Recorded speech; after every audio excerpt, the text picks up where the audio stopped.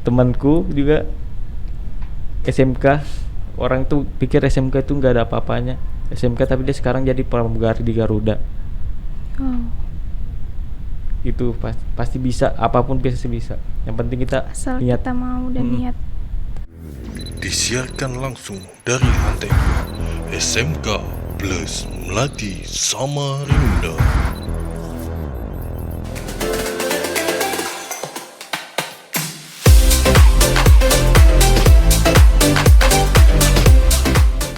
Assalamualaikum semua, kembali lagi bersama saya Triputri Hidayah di podcast SMK Plus TV.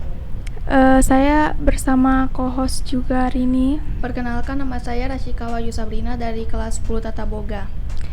Ya, selamat datang, selamat menyaksikan segmen Alumni Talk kita bersama narasumber kita hari ini. Silahkan perkenalkan diri, Kak. Nama aku Abdurrahman dari angkatan ke-8 SMK. Nama angkatannya Action. Ya lumayan lah, udah beda 5 tahun ya di Iya, atas beda kalian 5 ya. tahun. Udah tua. Saya kan murid baru angkatan Corona sama teman-teman yang lain juga. Jadi belum bisa ngerasain sekolah offline gitu. Sama asramanya juga. Bisa ceritain ke saya nggak, Kak, pengalaman menarik Kakak selama di SMK Plus Melati dulu?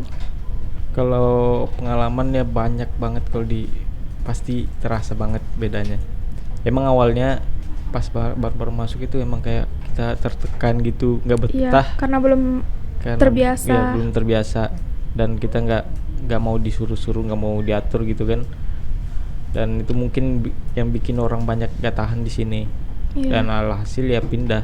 Tapi semenjak kayak misalnya kamu tahan lah, lama-lama di sini terbiasa, udah enak kok, pasti enak. Iya. Pasti ada tuh kan suka dukanya dulu. Bisa ceritain juga gimana dulu suka dukanya?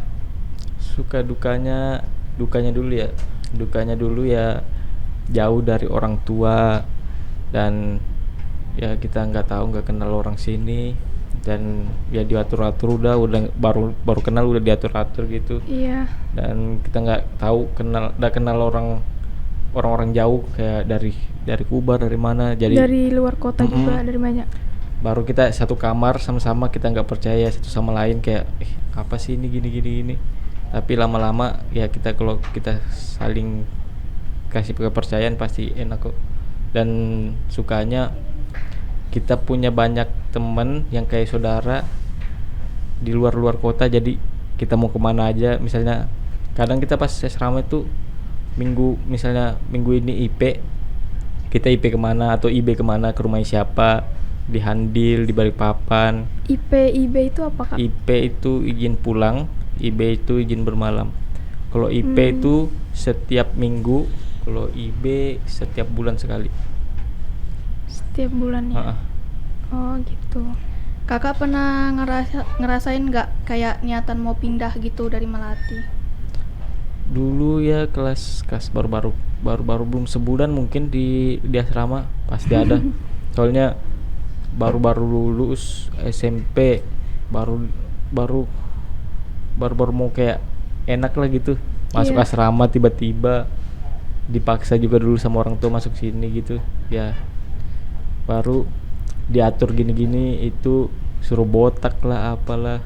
Tapi lama-kelamaan ya karena kenal satu sama lain, karena itu yang menguatkan kita, teman-teman kita yang jadi saudara sekarang gitu.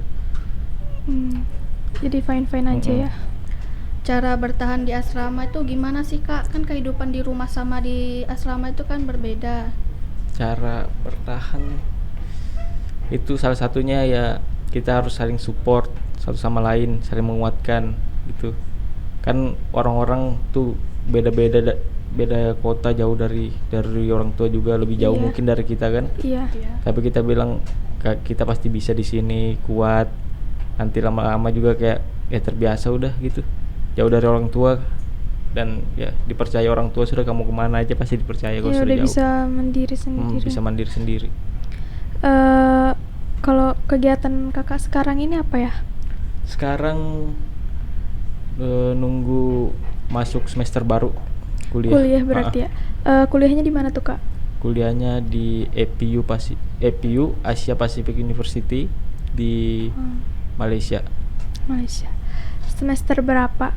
Jurusan apa juga kakak ambilnya? Sekarang udah masuk semester 4, jurusan Electronic Management Business. Bisa jelasin gak kak gimana itu jurusannya, tentang jurusannya itu? Itu tentang basic business sebenarnya, basic business, tapi kita dilajarin juga tentang komputer gitu. Jadi kita bisa bikin startup bisnis kayak Tokopedia, Shopee gitu. Iya. Kita dilajarin semua gitu. Keren juga ya kak. Memang keren tapi susah. Mau nangis. Kalau alasan dasar kakak untuk memilih jurusan itu sebenarnya apa? Alasan dasar itu ya mungkin gara-gara orang tua, karena background orang tua bisnis semua dan mereka nggak tahu lebih dalam tentang bisnis, jadi ya udah masuk aja supaya Cepet tahu bisa ngelanjutin. Bener. Bisa ceritain nggak prosesnya bisa kuliah sampai di sana, terus bisa keterima juga di APU? Pertama itu disuruh, sebenarnya dipaksa sama orang tua juga. Sebenarnya nggak mau dari sana karena kan SMK udah asrama, udah jauh dari orang tua nih. Lulus ini paling mau dekat-dekat di sini aja karena ya udah sama-sama keluarga lagi gitu. Iya. Tapi orang tua ini kayak, kamu di sana aja, di sana bagus gini. Dan yang hal yang paling nggak kusuka itu karena itu harus bahasa Inggris, harus pintar bahasa Inggris. Dan aku paling benci bahasa Inggris. Itu aja ke pelajaran tidur kadang. Tapi bisa juga. Ya, asal kamu niat, asal kita kita niat dan yakin kalau kita bisa. Jadi kita cuma berdoa aja sama Tuhan tuh pasti dikasih jalannya. Iya. Yang mana yang pasti yang baik itu pasti dikasih jalannya, Bang. Kehidupan sehari-hari kakak di Malaysia itu kayak mana?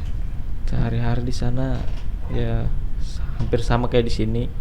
Tapi di sana kayak kita ya lumayan berbeda karena kita berbaur sama orang-orang luar kan. Iya, orang-orang sama orang baru. dari Amerika, Afrika, dari Eropa gitu. Jadi kita saling sharing, belajar budaya mereka juga belajar budaya kita, saling membantu lah gitu.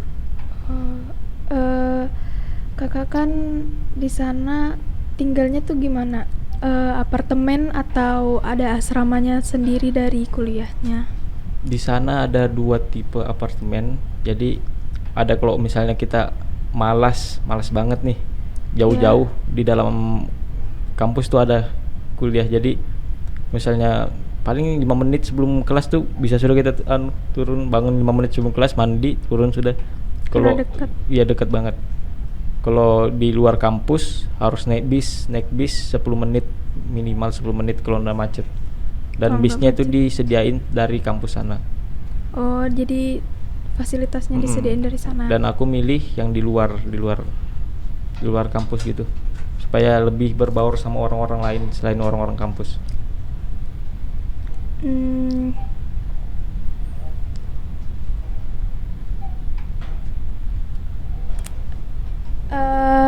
Ini kan udah nanya-nanya tuh tadi, udah cerita juga kehidupan asramanya, terus sekolahnya di SMK Plus gimana juga, sampai kakak bisa kuliah di Malaysia.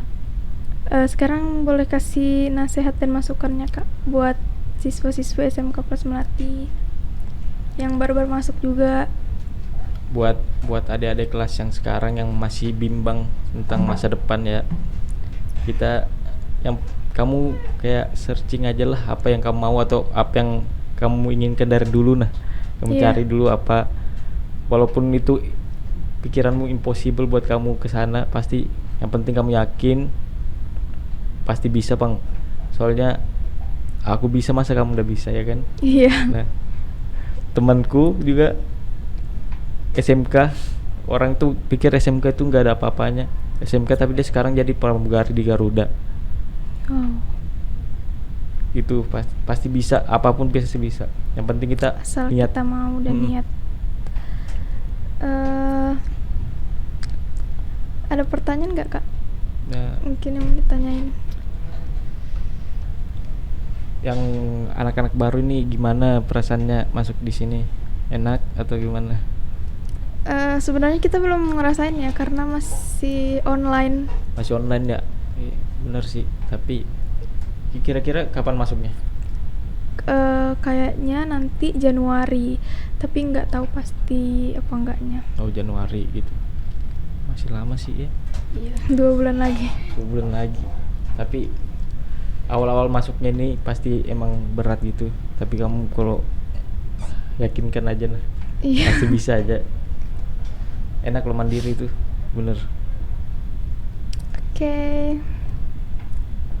Dan tahan-tahan di sini. Memang Agak berat. agak berat karena sedikit kan. Tapi dari sedikit itu jadi saudara itu mantap. Mantap. Udah. Udah. Oke, sekian dari podcast kita hari ini. Sampai jumpa di podcast selanjutnya. Bye. Assalamualaikum warahmatullahi wabarakatuh. Waalaikumsalam warahmatullahi wabarakatuh. Tadi ibu nggak dengar dari awal. Jangan lupa like, comment, and subscribe. Dadah.